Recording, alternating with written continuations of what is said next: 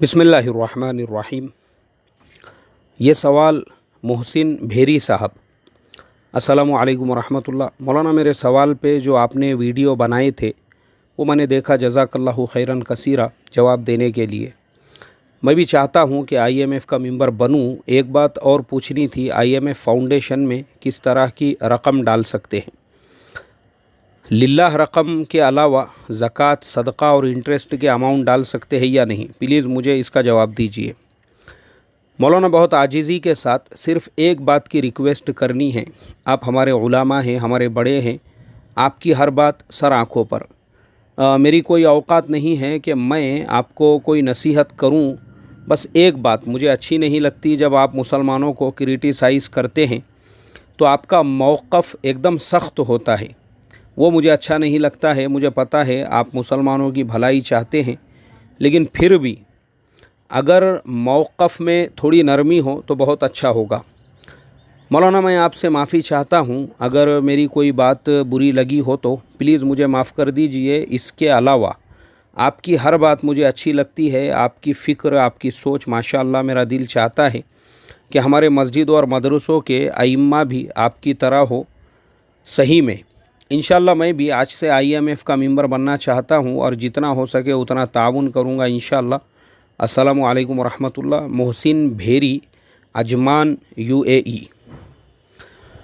भाई हमारे मोहसिन भेरी साहब, देखो सबसे पहले तो आपके सवाल का जो हमने जवाब दिया, तो चूँकि देखो हमारा एक क्या कहेंगे उसे, हमारी एक तरतीब ये है, जो लोग प्रॉपर ईमेल करते हैं, जैसे अभी आपका जो ईमेल का तरीक़ा है, भले आपने उसके अंदर हमारे ऊपर तनकीद की हो या हमको कुछ कहा हो, मुझे बुरा नहीं लगता उसका।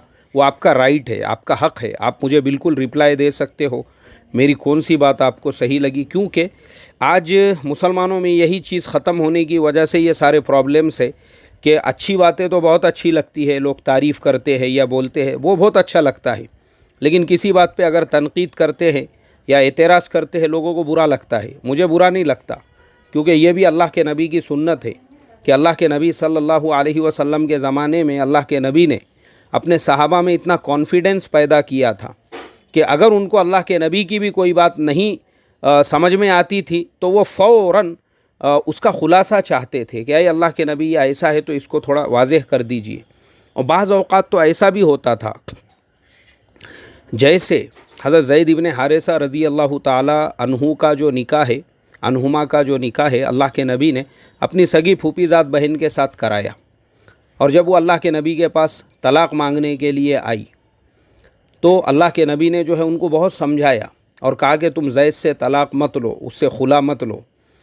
तो उन्होंने अल्लाह के नबी सल्लल्लाहु अलैहि वसल्लम से कहा, यह आपका हुक्म है या आपका मशवरा है? तो अल्लाह के नबी ने फरमाया, नहीं, ये तो मेरा मशवरा है। तो उन्होंने कहा, ये अल्लाह के नबी, अगर ये आपका मशवरा है तो मुझे कबूल नहीं है।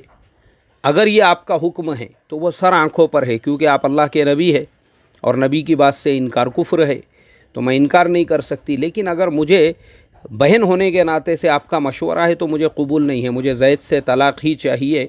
और बहरहाल उन्होंने ज़ैद इब्न हारिसा रज़ी अल्लाहु अन्हुमा से तलाक़ ले ली। ये वाक़या मैं आपको क्यों बता रहा हूँ? इसलिए बता रहा हूँ ताकि सारे सुनने वालों को ये समझ में आ सके कि अल्लाह के नबी के ज़माने में भी जब कोई अल्लाह के नबी सल्लल्लाहु अलैहि वसल्लम से इस तरह की बात करता था, आपको बुरा नहीं लगता था। हमारे ज़माने में भी ऐसा ही होना चाहिए, क्योंकि हमारे ज़माने में हम नफ्स के ग़ुलाम बने हुए हैं। तो हमको कोई तारीफ़ करे, कोई कहे कि माशा अल्लाह, हज़रत आप तो ऐसे है, आप तो वैसे है, आप तो डबल पैसे है, तो हज़रत का ब्लड प्रेशर एकदम हवा में उड़ने लगता है। उनको लगता है आहा क्या मेरी तारीफ़ हो रही है। और जहाँ कहीं पे किसी ने तनकीद किया, एतराज़ किया, इश्काल किया, तो बस हज़रत का जो पारा है वो 7वें आसमान पे पहुँचता, क्योंकि वो अपने आप को फ़रिश्तों में शुमार करते हैं। तो वो ये समझते ही नहीं कि मेरे से भी कोई ख़ता हो सकती है, मैं भी इंसान हूँ। नहीं, इसीलिए जो चीज़ गैरों में थी आज मुसलमानों में आ चुकी है, कि जैसे गैरों में जो है, जो दूसरे लोग हैं, दूसरे समाज के लोग, उन्होंने जैसा अपने जो मजहबी रहनुमा हैं, जैसे आसाराम बापू के जैसे और राम रहीम के जैसे, गुरमीत राम रहीम के जैसे बना दिए थे, मुसलमानों ने भी वैसा ही बनाया हुआ है अपने पीरों को, अपने बुज़ुर्गों को। वो ये सोचते ही नहीं है कि वो हमारे जैसे इंसान है और हम उन पे तनकीद भी कर सकते हैं और उनकी किसी बात पे एतराज़ भी कर सकते हैं, और अगर किया जाए भी तो सुनने वाले ने बराबर उसका खुलासा करना चाहिए और बड़े दिल के साथ उसको एक्सेप्ट करना चाहिए। हाँ भाई ठीक है, मेरी बात आपको कुछ समझ में नहीं आई या मेरी बात जो है, अब वो मेरा काम है, अभी आपने जो कुछ कहा है मैं उसका आगे आपको जवाब दूंगा, लेकिन मेरी तरतीब है, मैं असल बताना ये चाहता, जो आदमी प्रॉपर ईमेल करता है, भले आप हमको तनकीद करो या हमारी तारीफ़ करो, हम उसका रिप्लाई देते हैं। बहुत सारे ईमेल्स आते हैं जो लोग अंग्रेज़ी में लिखते हैं और लिखते हैं मैं सॉफ्टवेयर इंजीनियर हूँ या मैं ऐसा हूँ मैं वैसा हूँ, उनको ईमेल का फॉर्मेट तक पता नहीं है, ईमेल कैसे किया जाता है, उसके नीचे थैंक्स एंड रिगॉर्ड्स के अंदर अपने पूरे डिटेल्स लिख, मालूम ही नहीं है उनको किसी ने किसी ने सिखाया ही नहीं उनको। बहुत से तो होशियार ऐसे भी होते हैं जो सब्जेक्ट होता है उसी में उन्होंने पूरा ठोक दिया हुआ है उनका क्या प्रॉब्लम है और क्या उनको पूछना है, और फिर वो नीचे लिखते हैं कि मैं इंजीनियर हूँ, मैं टीचर हूँ, मैं पढ़ा लिखा हूँ। मैं समझ में नहीं आता मुझे ये कहाँ का पढ़ा लिखा है, कौन सा कॉलेज था जिसने इसको इंजीनियरिंग की डिग्री दिया, उससे पहले इसको ईमेल लिखना तक सिखाया नहीं बोलकर।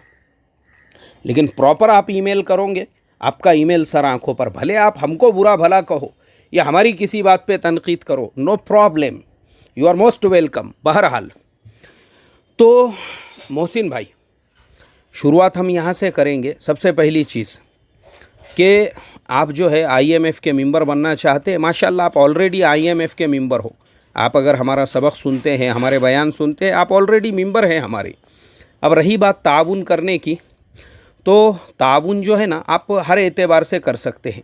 आप ज़कात से कर सकते हैं, सदक़े से कर सकते हैं, लिल्लाह रकम से कर सकते हैं, यहाँ तक कि इंटरेस्ट का जो पैसा है वो भी आप हमें दे सकते हैं, क्योंकि कुछ हमारे बिरादरान वतन, कुछ हमारे नॉन मुस्लिम भाई भी ऐसे हैं जिनका हम लोग ताउन करते हैं। जैसे अभी पिछले साल हमने बहुत सारे जो हमारे ऐसे बिरादरान वतन कुछ हॉस्पिटल्स में थे और कुछ जो है जान पहचान में गरीब बेचारे, एक दोनों पैर से माजूर था पोलियो से, ऐसे बहुत सारों के फैमिलीज़ का हमने ताउन किए। इसी तरीक़े से जहाँ जहाँ ज़रूरत पड़ती है बिरादरान वतन में ताउन करने की, तो हम उसमें इंटरेस्ट का ही पैसा इस्तेमाल करते हैं। तो आप हर लाइन से कर सकते हैं, लेकिन आप जो है ना उसके अंदर खाली मेंशन कर देना ये पैसा काय का है, तो हम उसका हिसाब किताब बराबर से रख सकेंगे। बहरहाल दूसरी चीज़, आपने आजीज़ी के साथ में लिखा है कि मैं रिक्वेस्ट करता हूँ, आप हमारे उलामा हैं, हमारे बड़े हैं, आपकी हर बात आँखों पर, मेरी कोई औकात नहीं मैं आपको नसीहत करूँ। बस एक बात अच्छी नहीं लगती, आप जब मुसलमानों को क्रिटिसाइज़ करते हैं तो आपका मौक़िफ़ एकदम सख्त होता है, वो मुझे अच्छा नहीं लगता है। मोहसिन भाई, मुझे आप बताओ ना, मुझे पागल कुत्तों ने तो नहीं काटा हुआ है, मैं ज़रा थोड़ा सख्त अल्फाज बोल रहा हूँ जैसा आपने लिखा। आप मुझे बताओ, मतलब मेरे को ऐसा तो है नहीं कि मुझे मेंटली दौरे पड़ते होंगे कि मैं मुसलमानों को क्रिटिसाइज़ करूं या उनको बुरा भला बोलूं, ऐसा तो कुछ है ही नहीं। या ऐसा भी नहीं है कि मेरा जो है मेडिकल ट्रीटमेंट चल रहा है और जिस दिन मैं मेडिसिन लेना भूल जाता हूं उस दिन मैं जो है अपनी कौम का पूरी तरह से ऑपरेशन कर देता हूं। एक्चुअल में क्या होता है मोहसिन भेरी साहब, हम रहते हैं ग्राउंड लेवल पे, तो अफसोस होता है हमको, मुझे कभी कभी रात में नींद नहीं आती जब मैं ये सोचता हूँ कि यही है वो मुसलमान जिन्होंने इस मुल्क पर अफ़गानिस्तान से लेके बर्मा तक 1000 साल तक हुकूमत की थी, 1000 साल तक। आज ये मुसलमान इतने बेवज़न क्यों हो चुके हैं? अफसोस होता है मुझे, मैं जब सोचता हूँ कि यही है वो मुसलमान जिनके बाप दादाओं में टीपू सुल्तान शहीद रहमतुल्लाह अलैह जैसे, जिन्होंने दुनिया में सबसे पहले मिज़ाइल को लॉन्च किया था और सबसे पहला मिज़ाइल उन्होंने जो है लॉन्चर बनाया था और मिज़ाइल को लॉन्च किया था, वैसे लोग इस कौम के अंदर इस मुल्क में पैदा हुए थे। तो क्यों आज ये कौम इतनी जाहिल, इतनी अनपढ़, ये कौम स्कूल से दूर, ये कौम कॉलेजेस से दूर, इस कौम के नौजवान जिनके बाप दादाओं ने APJ अब्दुल कलाम जैसे लोग भी इसी भारत देश के अंदर पैदा हुए, जिन्होंने भारत को जो है न्यूक्लियर पावर दे दिया, और क्यों आज इसी कौम के अंदर ऐसे छिचोरे और ऐसे मिठ्ठे पैदा हो रहे हैं जो टिकटॉक के ऊपर लड़के होके लड़कियां बनने में लगे हुए हैं, बालों को कलर मारने में लगे हुए हैं, पोट्टियों के जैसे चेहरे करने में लगे हुए हैं, हॉलीवुड के जोकर बनने में लगे हुए हैं। ये मुझे बताओ ना, ये कौम जो है इस तरह की हरकतें जब मैं देखता हूँ ना, तब मुझे गुस्सा आता है फिर, क्योंकि मैं अपने माजी को देखता हूँ कि हमारे बयान करने वाले सिर्फ वो ये कहते हैं। अभी आपने सुना रवीश कुमार साहब का, मैंने कम से कम 3 से 4 बार सुना। उस अल्लाह के बंदे ने, आप सोचो, वो बातें जो हमने कहनी चाहिए थी, एक बरहमन हमको बता रहा है, एक हमारा बिरादरान वतन, एक हिंदू भाई हमको बता रहा है कि मुसलमानों, तुम कब तक खाली यही बोलते रहोगे कि हमारे बाप दादा ने ताजमहल बना दिए, हमारे बाप दादा ने कुतुब मीनार बनाए। अरे तुमने क्या उखाड़े, तुमने क्या किए? तुम खुद का एक न्यूज़ चैनल नहीं बना सके इस मुल्क के अंदर, तुम्हारा अपना एक रेडियो स्टेशन नहीं है, तुम्हारा एक नेशनल लेवल का न्यूज़पेपर नहीं है। तुमने क्या किए इस मुल्क में? ये मैं नहीं बोल रहा हूँ, बोलता है आगे, वो बोलता है अच्छा ऐसा भी नहीं है कि इसके लिए तुम्हारे पास फंड नहीं है। अरे तुम लाखों रुपये उड़ा रहे हो, लाखों रुपये मेलों के अंदर, शादी ब्याह के फंक्शंस के अंदर। आपको मालूम है मोहसिन भेरी भाई, मैं आपसे जो बात कर रहा हूँ, मौलाना अकबर हाशमी, मैं ऐसे निकाहों में शिरकत कर चुका हूँ जहाँ पे 2-2 करोड़ रुपये लड़कियों का महर तय किया गया है। आप क्या मुसलमानों को गरीबों की कौम समझते हैं?